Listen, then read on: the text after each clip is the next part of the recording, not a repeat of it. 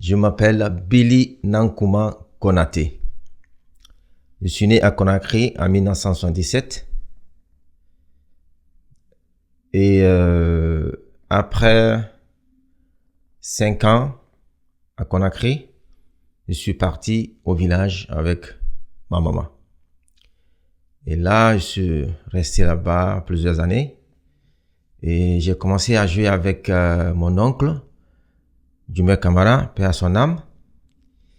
C'est là que j'ai vu que vraiment, c'est avec lui j'ai vu que le djembé est intéressant.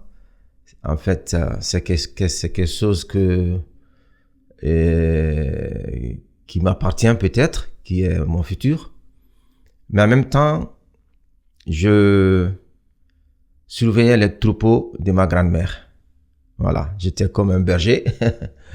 Et ma maman est partie en Côte d'Ivoire parce qu'il y avait un problème familial entre mon père et ma maman. On dit toujours chez nous, parfois, les mauvais problèmes, ça peut aider plus tard. Et sans le problème de maman et papa, peut-être je n'irais pas au village à cet âge. Donc, je surveillais les troupeaux de ma grand-mère maternelle et je passais la journée chez ma grand-mère paternelle. Donc, je faisais va-et-vient. Et puis voilà, je suis resté là-bas. Et un jour, ma maman est venue. Je dis, maman est là, elle va plus me quitter. Donc, je reste avec elle. Mais s'il y a des fêtes au village, mon oncle me prenait toujours. Billy, viens jouer le 15 Denis. Et ça me faisait tellement plaisir de jouer avec lui. Et donc, ça, j'ai joué le 15 Denis. J'ai joué au village que le 15 Denis. Pas plus. Et il y a un jour, mon père est venu nous chercher. Le problème a été résolu avec ma maman et mon père. Donc, nous sommes partis à Conakry avec mon grand frère Ibro. Ils sont venus me chercher. Là, je suis venu à Conakry et je voyais mon père jouer dans les fêtes traditionnelles. Il était en ce moment le seul malinké à Conakry qui jouait le djembé. Il avait tellement beaucoup de demandes à Conakry. Et c'est avec ça, ils ont dit, mes enfants sont là, pourquoi pas que je prends mes enfants et je donne l'éducation à mes enfants. Donc là, je participais les fêtes traditionnelles, les solis, tous les mariages. Et c'est là, je me suis dit, ok, là, je veux mettre dedans 100%. Voilà. C'est ça. D'abord, je commence avec les dounous. Chez nous, j'ai appris ça avec mon père. D'abord, il faut bien traiter la peau. Il faut pas juste prendre la peau, mettre sur le dounou. Il faut travailler, il faut traiter la peau. On dit le mortier, le mortier des femmes là. On appelle colon en malinké. Et ça, tu prends le mortier et tu mets la peau dedans et tu piles la peau pour que ça soit mou. Là, ça donne le son. Le bois, c'est égal, mais la peau, c'est vraiment important. Et on a un truc de karité, on appelle ça, c'est Toulou, ça c'est maintenant Kobi Toulou. C'est une huile qu'on utilise pour les peaux. Ça donne le son au dounou. Le dounou doit être vraiment basse, mélodieux, quoi. Donc, il faut d'abord travailler la peau. Le bois, c'est égal, mais si la peau est bonne, tout est bien. Vous voyez? Et toujours, traditionnellement, c'est mieux quand on monte la peau, traditionnellement, cousu, et parce que la peau prend le bois, ça serre. Donc, il n'y a pas la possibilité que l'air sorte d'autre côté. Voilà. Et avant même, on perçait la peau. C'est pas le bois, on perçait, on prend un petit aiguille, on perce la peau. Et là, l'air sort pour que le dounou soit boum. Vous voyez? Et on a utilisé beaucoup Diaflakate. C'est un bois qu'on trouve beaucoup, même à Conakry. J'ai vu à Conakry. On appelle le bois d'allumette. Tu vois? En malinké, on appelle Diaflakate. Donc, mon père utilisait ça beaucoup. Il cherchait tous ces doundous au village. Surtout les sangbans. Le doundou, on a toujours utilisé les fûts. Et moi, je connaissais dundun traditionnel comme les fûts, les barils, voilà. Donc, c'est ça. D'abord, la peau, c'est le plus important. Comme je disais, le dundun, il faut taper la peau pour que ça soit mou. Et le sangban et Kinsedeni, on ne le faisait pas. Parce que quand on le fait, ça devient autre chose. Donc, le dundun, tu tapes bien, ça donne vraiment un son magnifique. Et il faut vraiment tirer le Kinsedeni et la grandeur de mesure qu'on appelle le diamètre, on appelle ça, voilà. Il faut vraiment pas trop grand. Quand on dit Kinsedeni, ça veut dire le plus mignon. Tu vois, Kinsedeni. Donc, ça doit pas être grand, vraiment grand. Ça doit faire Kinsedeni, tu vois. Donc, il faut vraiment pas grand. J'ai vu des Kinsedeni en Europe ici. C'est des sangbans. Pour moi, c'est des sangbans. Tu vois, c'était petit. On portait en main sans cloche. On jouait comme ça. Tu vois. Et le sangban, ça doit pas être trop long aussi. Pas trop long, mais grand. Tu vois, et pas trop. Quand on dit sangban, ça veut dire le son qui saute. Sang, c'est le ciel. Sangban, ban, c'est sauter. Hein? Le son qui saute. Et le dunumba, c'est quelque chose qui est profond. Dun. Même si l'eau est profonde, on dit dun. Tu vois, dunumba. C'est l'eau qui est trop profond. Pas grand, oui, mais profond. Tu vois. Donc, il faut voir vraiment. Mon père, avant qu'il donne un stage, il essaye de jouer le dundun. Hein? Il commence par dundun. Dum, ping, king. Il dit, ah, c'est bon. Et il dit, essaye avec les cloches. Parce que sans les cloches, ça sonne autrement. Tu vois? Ça sonne autrement. Sans les cloches, et il dit les cloches, il dit, ah, ça c'est Hamana. Il dit toujours, ça c'est Hamana. Mais voilà, c'est ça. Le djembé, j'utilise toujours le bois de l'inquet. Et c'était recommandé pour tous les batteurs. Mon père me disait que le premier djembé fait au Mandin, c'était le bois de l'inquet. Parce qu'on disait le bois de diable, qui vivait avec les diables. Et ça sonnait bien. Donc d'abord, il faut demander le bois. Mais après, il me disait aussi, il y a un bois qu'on appelle popo. On ne trouve plus. Moi, j'avais un djembé popo qu'on m'a volé. Dommage. Et il me disait, le popo était mieux que le linquet. Tu as vu? Donc, on ne trouve plus le popo. Et pour le moment, avant, on n'utilisait pas même le bois de balafon, qu'on appelle bain. Personne. C'était fait, les gens ils prenaient ça comme un bois sacré aussi. Alors que quand tu as un bain à la maison, tu es protégé. Tu vois? Et les se dit khari. Tu vois? Donc, pour moi, pour le moment, à mon avis, tous les bois sont super. Il faut juste savoir monter le djembé, choisir la peau, le trou en bas, et voilà. Et mon père me disait aussi qu'avant, chaque djembé fola avait sa mesure de djembé. Et on mesurait ici, de là. Tu viens sur le forgeron, tu mesures le bois, tac, et tac. C'est ton djembé et c'est ta main. Tu vois? Donc, ça passait. Chaque djembé fola avait son djembé unique.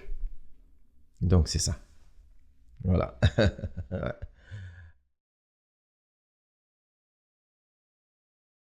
Oui. On arrange beaucoup. Surtout moi et mon père. On arrange beaucoup. Mais il y a une manière d'arranger, comme toujours. Quand les gens parlent la tradition, ça c'est la tradition, ça change pas, je rigole beaucoup. Je rigole. C'est la tradition, c'est ce que tu fais maintenant. Ce que tu imagines maintenant, tu transmets à les autres. Parce que la tradition, ça évolue. Moi, je suis, après mon frère Ibro, je suis la 3e génération. Mais j'ai pris la place de mon frère, mon grand frère Ibro. Il a aussi beaucoup arrangé les rythmes. Mais en fait, quand on arrange les rythmes, c'est pas on s'assoit comme ça, on arrange. Non.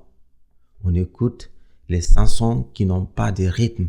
Parce qu'il y a des chansons qui ont on tape la main avec les calebasses, les coudées, vous voyez. Et là, on dit pourquoi il n'y a pas de rythme sur cette chanson. Et on écoute la mélodie de la chanson. Et là, on essaie de mettre dundun, samba, kenkeni ensemble. C'est comme le rythme timbaraba. C'est moi qui a créé. Maintenant, au village, on le joue. Mais personne ne sait qui a créé. Vous voyez, il y a deux masques, Konkoson et timbaraba. Il y avait un rythme pour les deux masques. Moi, je me dis non, pourquoi pas. Il y a au moins de cela 30 ans. J'ai écouté la chanson parce que j'étais au village.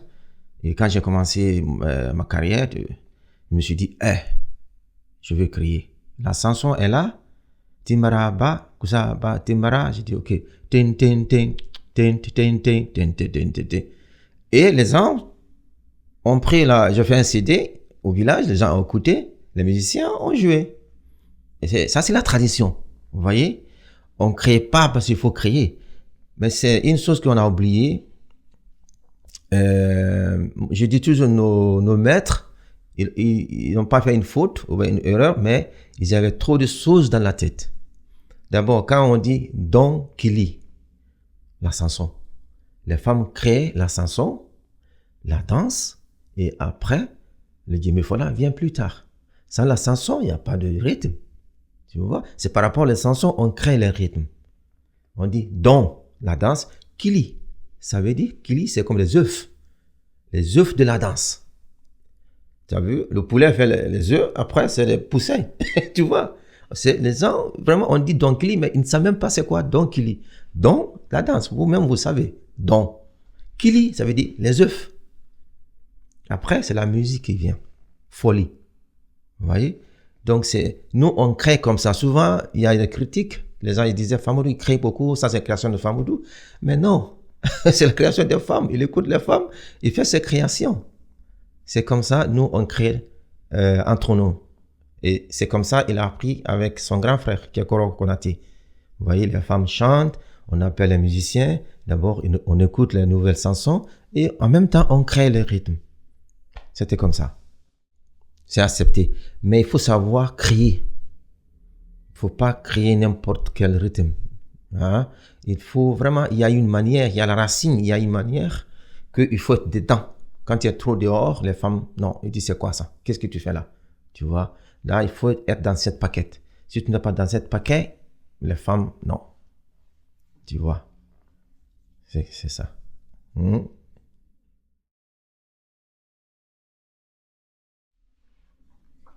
Une bonne question.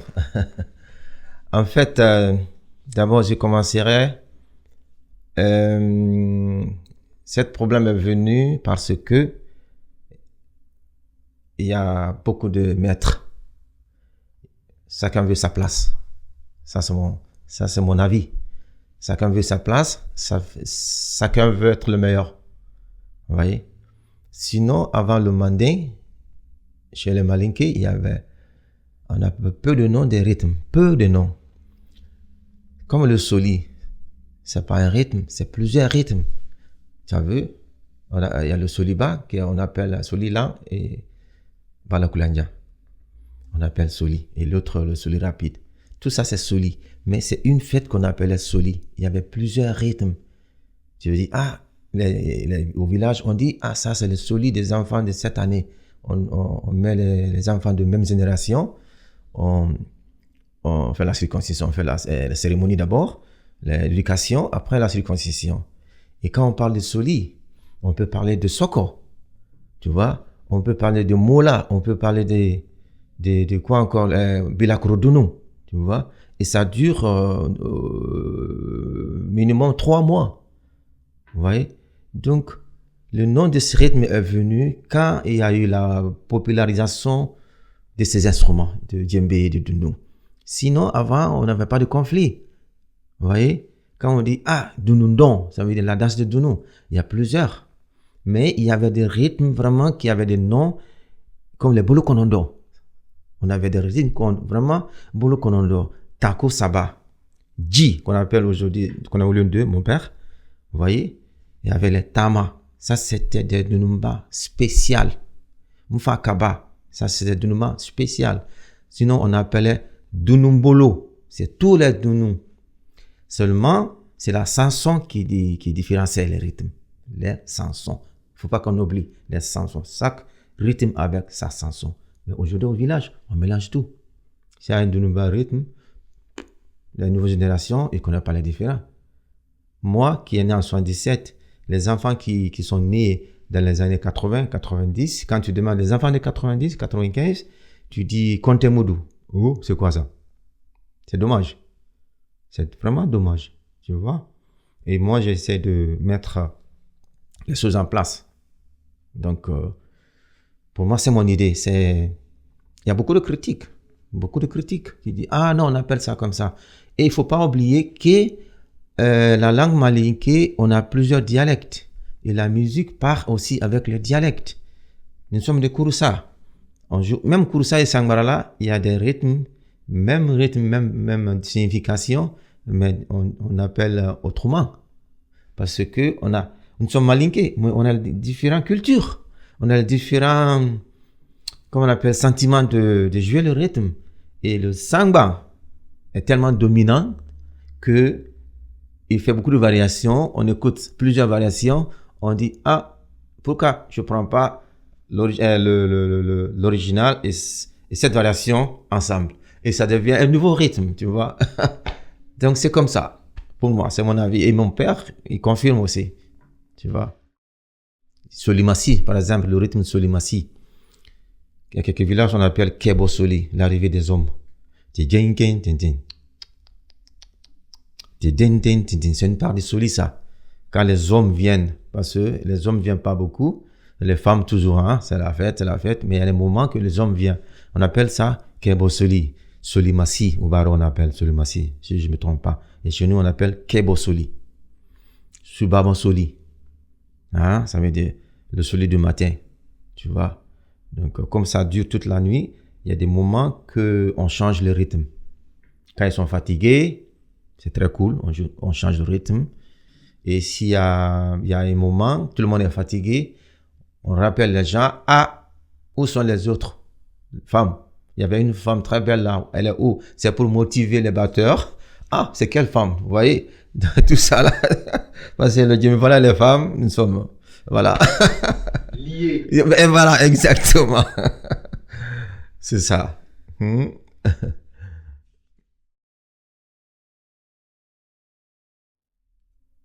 Les rythmes qui disparaissent, c'est dommage. D'abord, c'est la faute des jeunes maîtres qui ne cherchent pas. Vraiment, ils ne cherchent pas. C'est ça qui est vraiment dommage. Et c'est même les jeunes maîtres qui sont au village, ne sont pas intéressés.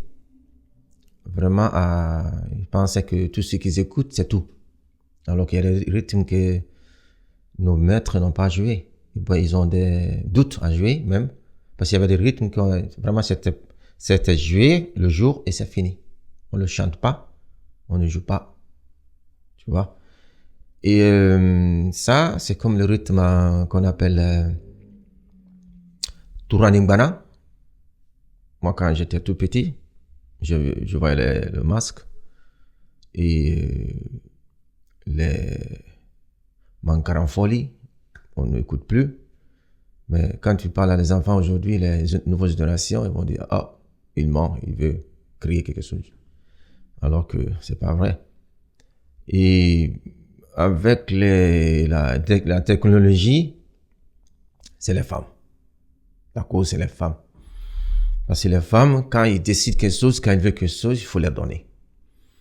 Et quand moi je suis venu en Guinée, avant Corona, je voyais mon grand frère qui faisait les dembadons, les mariages avec les amplifications, la guitare.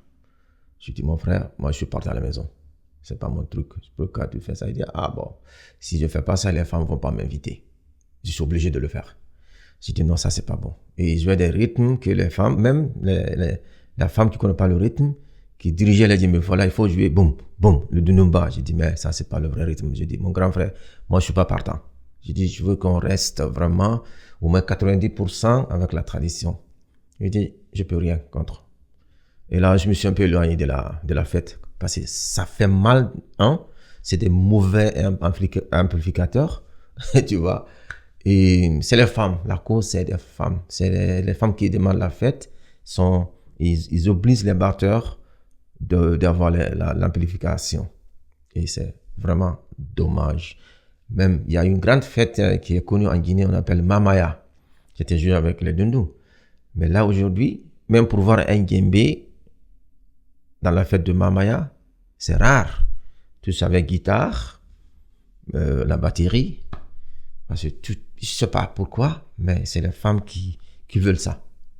Et voilà.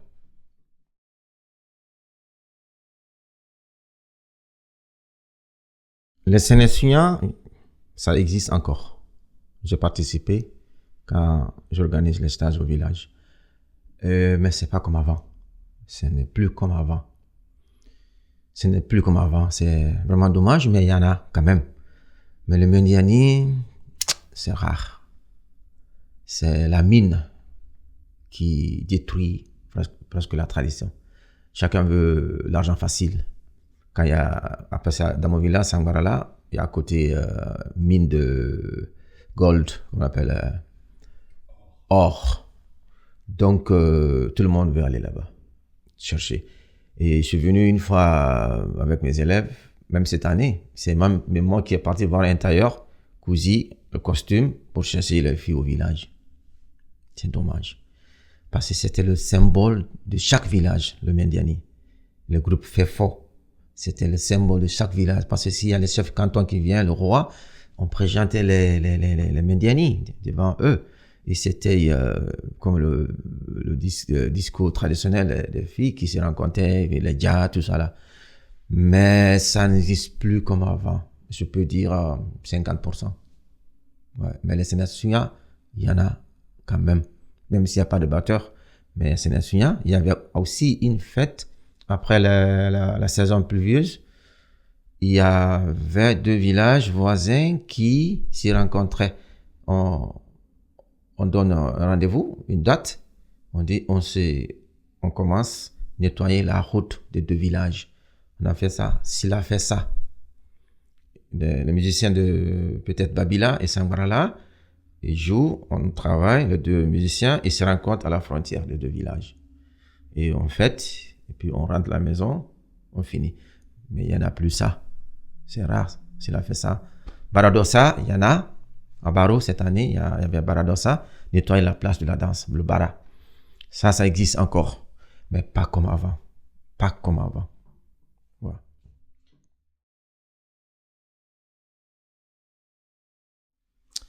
Ça sera pas facile. Ça sera pas facile. Parce que là, chacun veut gagner de l'argent, chacun veut mettre son retraite, qu'on appelle retraite de ses enfants. Chacun veut être riche, chacun veut avoir tout. Et donc, la tradition ne donne pas comme ça. Donc, chacun cherche autre travail, pense à la tradition, je m'en fous, je veux aller en ville. Ça sera pas facile. Ça sera pas, sans argent, ça sera pas facile. Ouais. Avant, au village, par exemple, si mon père, il vivait avec les à Conakry, avec les Blas africains, chaque fois qu'il se retournait, il y avait une fête de bienvenue. Mais là, il n'y en a plus. Mais si tu veux cette fête-là, il faut payer.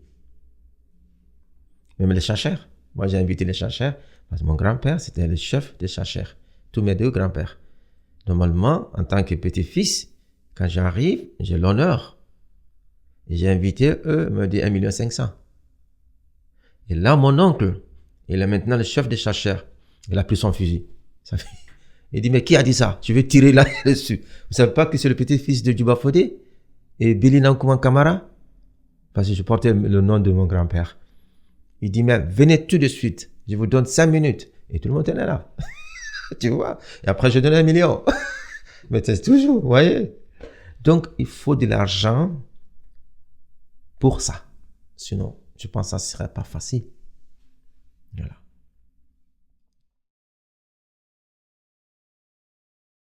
Le ballet, d'abord, c'est pas grave. C'est pas... Mais ça dépend de la manière. Le temps de mon père, peut-être vous avez vu le film. C'était tellement cool, les djembés, le son des djembés. Tu pouvais écouter jusqu'à demain sans avoir problème. Vous voyez, ça parlait. Et c'est la modernisation, c'est pas vraiment moi, ça me dérange pas. Mais les instruments, il faut respecter les sons des instruments. Vous voyez, parce qu'on dit le djembé c'est malinké, ça parle malinké. Le djembé a sa langue propre et ça communique en malinké aussi. Donc, tu vois, mais ça a beaucoup changé. Ça a vraiment beaucoup changé. Et il faut pas oublier la racine. Tous les rythmes qu'on joue, il faut pas oublier la racine. C'est trop modernisé, c'est trop. Et une petite histoire, quand j'ai joué une fois en Hollande, j'étais avec quelques amis africains, mais pas guinéens. Et le gars a tellement tiré son djembé, quand il a fait pra, la femme a crié. Il est monté sur la scène, il a pris la main. Il dit, tu me détruis. Sur la scène, hein. Et le gars était choqué. Et quand il a écouté mon djembé, il dit, mais voilà, je peux dormir, ça me fait dormir. Vous voyez? Donc, il faut pas oublier ça. Il faut pas trop tirer. Et il faut pas oublier le djembé que nos papas ont joué, nos maîtres, et ils mettaient au bord du feu, bien sûr, pour tirer. Mais même le CD de mon père, on écoutait même le différent djembé. C'est haut et ça descendait. Donc, il faut pas trop tirer. Le djembé était vraiment, le son était aussi tiré avant, mais pas tiré naturellement avec le feu, oui. Mais il faut bien accorder le djembé. Voilà, il faut pas oublier ça. Bien.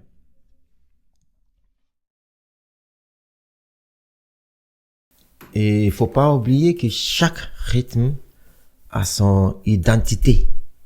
Vous voyez? Et quand je dis l'identité, c'est les solo phrases. Quand les grands maîtres, Mamoudi Keita disait toujours solo traditionnel. Vous voyez? C'était peut-être maximal 4, maximal, hein? Mais souvent il y a des rythmes qui ont 2 solos traditionnels. C'est l'identité de chaque rythme. On commence, tu fais pas, tout de suite, tu donnes l'identité du rythme. Et là, quand même si tu donnes l'identité du rythme, les gens savent 100% qu'est-ce qu'on va danser. Tu donnes aussi le goût du rythme. Vous voyez? Et sans ça, tu as gâté l'identité de chaque rythme. On commence le rythme, le djembé, il donne l'identité du rythme, il donne les phrases traditionnelles. C'est tellement important pour les femmes. Souvent, même si un faux djembé voilà, pas un faux, mais qu'il essaye de changer l'identité, les femmes demandent toujours, ils disent toujours, ah, je veux autre djembé voilà. Tu vois? Même les femmes, ils peuvent choisir leur djembé voilà. Ils disent, ah, toi, tu veux l'accompagnement, je veux que lui, il joue pour moi. Parce que elle sait que lui, il lui donne le goût et l'identité de ses rythmes. Tu vois? Donc, c'est vraiment très important. Surtout les rythmes masques, le rythme de masque. Le Koundé, quand il joue les faux phrases avec ses pieds, il te frappe. Il te frappe. Ah là, il te frappe. Hein? Donc, le Koundé, moi, je suis venu au village, quand je suis venu de l'Europe, parce que je voyage souvent, il y avait un rythme Koundé. Et mon oncle me disait, Billy, tu m'écoutes d'abord. Tu joues pas aujourd'hui, mais demain. Il dit, écoute les phrases que je joue et regarde les pieds. Sinon, tu vas gagner un fouet. Et ça fait mal. Tu vois? Il avait raison. Tu vois? Et une journée, toute la journée, on a joué le Koundé. Le lendemain, il m'a donné le solo. Et le Koundé est venu me saluer. Il est reparti. Tu vois? Donc, faut pas oublier l'identité des rythmes. Les femmes elles peuvent être méchantes avec toi. Tu vois? Je pense d'abord, la nouvelle génération, leur première maître, ou bien deuxième, je peux dire, c'est les CD, les albums. Ils écoutent beaucoup des albums. Mais ce qui est dommage, ils écoutent des albums, mais ils ne lisent pas ce que la personne a écrit par rapport à des rythmes. Ils modifient beaucoup aussi. Avant de connaître le rythme, je pense qu'il faut connaître d'abord l'histoire du rythme. Vous voyez? En Afrique, les nouvelles générations, comme il y a les technologies, on peut aller sur YouTube, on peut écouter les CD. Ils écoutent beaucoup les CD, même au village, on écoute beaucoup les CD, les arrangements au village, on le joue. Par rapport ils écoutent les CD de Mamadi, de mon père, de moi, de tous les artistes. Et je pense, ils apprennent beaucoup avec les CD qu'avec des maîtres qui vivent encore. Ils ne s'intéressent pas, il y a beaucoup d'arrogance. Il y a beaucoup de gens qui disent « Ah, je ne veux pas apprendre avec un maître pour qu'un jour il me dise « Ah, j'ai appris avec lui. » Tu vois, chacun veut sa place. Au début, je le dis. Chacun veut sa place, chacun veut une qualité. Mais la qualité, il faut apprendre avec une personne. Vous voyez? Mais en Guinée, la transmission est aussi s'il y a des fêtes de Dunumba. Par exemple, dans les années 93, 94, moi j'avais des jeunes qui jouaient avec moi. Beaucoup. Et ils jouaient avec moi ici à la Dunumba, à Matam ou à Dexine. Ils partaient là-bas. Donc, ils jouaient les rythmes qu'ils ont appris avec moi. Et j'ai écouté beaucoup de rythmes à Conakry que c'est moi qui a transmis à ces gens-là. Tu vois, parfois ils donnent des noms bizarres, parfois ils connaissent même pas, ils disent « Ah, c'est un Dunumba ». Mais ils ont appris chez moi. On dit Simbaya, c'est la capitale de la tradition. Tu vois. Donc, il y a beaucoup de rythmes qui ont quitté à Simbaya, aller ailleurs à Conakry. Tu vois, ils jouent parfaitement, mais rapidement. Ils jouent vraiment parfaitement parce que les petits qui étaient avec moi, c'était des musiciens à Conakry. Pour le moment, ils sont en Europe. Ils sont tous partis en Europe. Mais c'est eux qui ont beaucoup donné sans savoir même. Parce que chacun me dit, ah, je vais jouer le Deno. Parce que j'avais un Deno Fola, juste le Deno Fola, j'avais juste un Sambam Fola et j'avais juste un 15 Deno Fola. Que ça. Donc, s'il y a des fêtes, il prend le Deno, l'autre prend le Samba. Et là, les gens, ils écoutent et on le joue. Il y a des petits smartphones. Ils jouent. Et en Europe, ici, moi, les autres maîtres, et je pense, un jour, les Africains vont venir chercher leur culture ici. C'est ça que j'ai constaté. Ils vont venir chercher leur culture ici, leur histoire ici en Europe. Parce que vous le faites mieux que eux. Sur le jour, vous êtes bien intéressés. Mais eux, c'est juste jouer, je vais être le meilleur. Mais sans connaître l'histoire. C'est dommage. Vraiment, ça c'est mon avis. Ouais.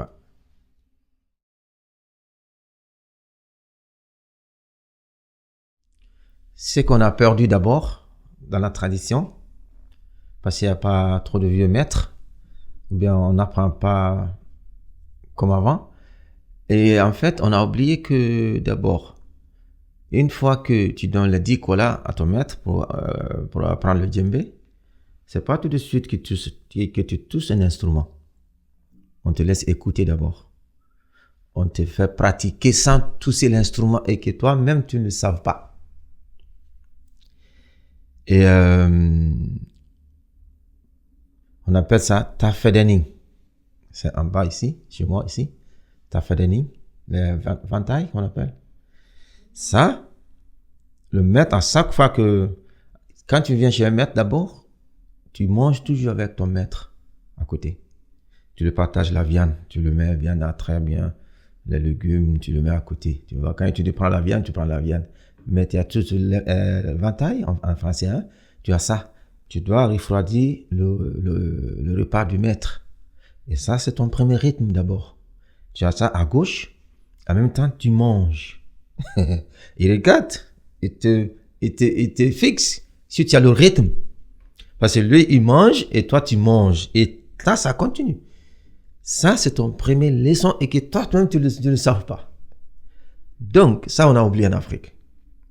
Et quand c'est, parce qu'on dit chaque élève à son petit fouet. Quand on dit le fouet, c'est pas pour frapper, mais c'est la direction, comment tu dois être éduqué. Tu vois? Si toi, tu es trop intelligent, lui, il va réussir. Mais si tu n'es pas trop intelligent, toute ta vie, tu vas rester au quinquennat. Tu vois? Donc, après tous ces trucs, il t'envoie maintenant dans leurs fêtes différentes. Dans les fêtes différentes, tu t'occupes des instruments, transporter les instruments et mettre au feu. Donc, après, un jour, par surprise, il te dit, prends le quinquennat. Par surprise. Par surprise. Tu dois jouer le soli ou le soliba. Et là, tu vas commencer à jouer l'instrument quinquennat. Mais pendant beaucoup d'années.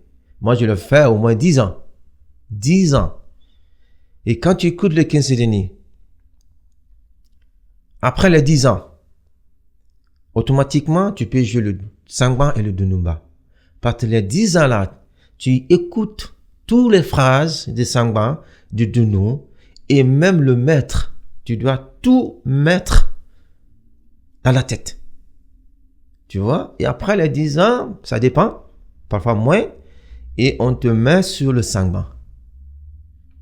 Et d'abord, quand tu es sangban fola, quand tu dis, bon, par exemple, mon père, quand il avait plusieurs fêtes, toi, tu n'as jamais joué le sangban, et tu dis, ok, Billy, Ibro, Jara, vous allez faire cette fête. Billy, toi, tu vas faire le djembé, le sangban. Jara, tu fais le dundu, Ibro, le djembé. Mais je n'ai jamais joué le sangban. Mais il parle avec Ibro, il dit, il faut l'air regarder, l'air nouveau. Tu vois, et nous, on ne le sait pas. Tu vois, ça va pas. Donc, c'est comme ça. Tu pars au fête, le soir, le djembé voilà, il dit, c'était pas mal. Il a bien fait. Mais ce rythme, il a un peu de problème. Tu comprends? Et le maître essaye, si elle le fait de Mendiani, les solis, il t'envoie là-bas souvent pour que tu comprennes mieux. Tu vois? Et après, c'est automatiquement le dunumba. Automatiquement le dunumba. Et un jour, s'il y a beaucoup de fêtes, il n'y a pas de batteur, et que toi, tu n'as jamais touché le djembé, il dit, tu seras le chef aujourd'hui, tu vas jouer le solo. Et là, tu transpires, même si le maître n'est pas là. Mais il donne le conseil à le sangban fola. Parce que toujours, il ne faut pas oublier que le djembé et le sangban, le djembé fola et le sangban, c'est des amis, c'est des, comment on appelle, ils travaillent ensemble. C'est des top secrets. Complices. C'est des complices. Tu vois? Donc, c'est les deux maîtres dans la fête. Donc, il dit le sangban fola, il faut le voir. Il faut vraiment suivre. Parce que d'abord, il ne faut pas oublier dans les fêtes, comme je viens de dire au début, les chansons. Tu dois remarquer, quand tu joues le quinquennat, d'abord, tu remarques les chansons de chaque griotte, quand ils chantent, et qu'est-ce que sangban commence à jouer. Tu as vu? Tu dis, ça c'est les solis. Tu vois, toujours c'est le même soli. Il y a un soli qui peut avoir 3, 4, 5 rythmes, le même rythme. Donc, tu dois vraiment garder ça. Et après, le dundun, on dit toujours le dundun c'est le plus libre. C'est pour cela que j'ai trop aimé le dundun. Parce que le dundun, c'est rare qu'il commence. C'est toujours le quinquennat ou le sangban. Plus c'est le sangban. Ou bien djembé fait un appel, on rentre. Donc, c'est ça. Il faut commencer avec le quinquennat, sangban, dunumba. Le djembé, c'est vraiment plus tard. Moi, j'ai commencé à jouer le djembé en 91. Ouais, même c'est d'abord les accompagnements. Hein. Et jouer le solo, c'est en 93, quand j'ai fait mon groupe. Ouais, donc ça a pris du temps. Voilà, donc c'est ça.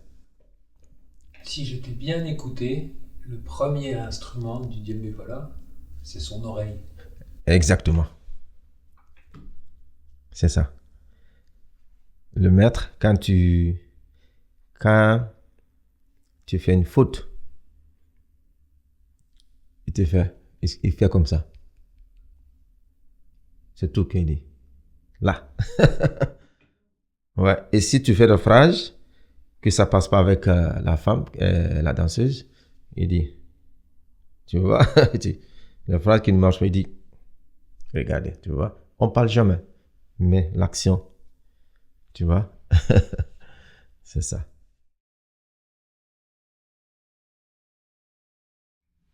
Merci d'abord. Je vous dis merci.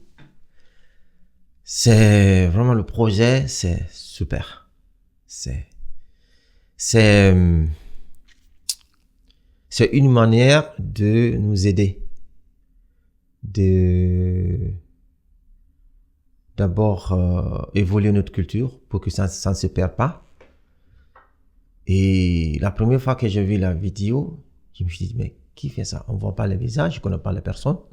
Moi, je suis quelqu'un qui est vraiment intéressé à tout. Si c'est la musique, je suis dedans. C'est comme mon père. Je suis dedans. Je suis vraiment dedans. Et je vois beaucoup de vidéos des autres maîtres, des gens qui ont le djembé app. Je regarde beaucoup. Mais quand je suis tombé sur cette vidéo, je me suis dit, mais qui fait ça? Qui fait ces vidéos-là? D'abord, c'est propre. Clean, on dit en anglais. Hein? C'est propre. Le son des samba. Et quand les phrases viennent, j'ai dit, waouh. Tu vois, je n'écoute pas le djembé très haut souvent. Votre djembé est normal. Mais, ce que vous jouez là, ensemble là, ça donne envie. Même si tu ne connais pas la musique, ça donne envie. Et je vous dis merci. C'est, pour moi, c'est une grande aide, comme je viens de dire, pour pousser cette culture, pour que ça ne se tombe pas. Pour que ça ne se tombe pas. Et là, je vous dis merci. Vraiment, merci. Et j'ai montré la vidéo à mon père. Mais j'aimerais que vous montrez aussi à Famoudou. Hein? Et mon grand frère, Yara, il me dit, mais c'est qui ça? J'ai dit, hey, les gens là, ils jouent très bien. Parce que souvent, je vais vous dire quelque chose, que nous, on dit entre nous. On dit, souvent, c'est un secret entre nous, mais je vais vous dire. On dit, les Blancs, ils vont jamais jouer comme un Africain. Mais c'est pas vrai. C'est pas vrai. Quand j'ai vu la vidéo, c'est cette pensée qui est tombée sur ma tête. J'ai dit, mais c'est pas vrai. Non, c'est pas vrai. Vous pouvez jouer comme nous. Vous pouvez jouer comme nous. Il faut juste travailler. Il faut toujours aimer ce que tu fais. Tu vois? Moi, j'ai aimé cette culture. J'ai aimé cette culture. Je voulais même pas vivre en Europe. Je voulais vivre en Afrique, faire des fêtes comme mon père. Vous voyez? Donc, je vous dis merci. Bon courage à vous. Il faut continuer et surtout, n'écoute pas. Il ne faut pas écouter. Faites votre travail. Demandez les gens que vous pouvez demander et faites ce travail. Moi, ça me soulage. Ça m'encourage de continuer. Et le mot d'abord que tu m'as dit que cette culture, comme vous aimez cette culture, ça me touche beaucoup, vraiment. Parce que cette culture, moi, c'est mon identité. Tu vois? On dit, si tu n'as pas de culture, tu n'as pas d'identité. Donc, je vous dis merci. Et merci d'avoir encore une branche de plus. Parce que moi, je dis toujours, le maître, c'est des branches. Parce qu'ils partagent. Donc, ça, c'est une branche de plus. Donc, merci infiniment. Kubarika.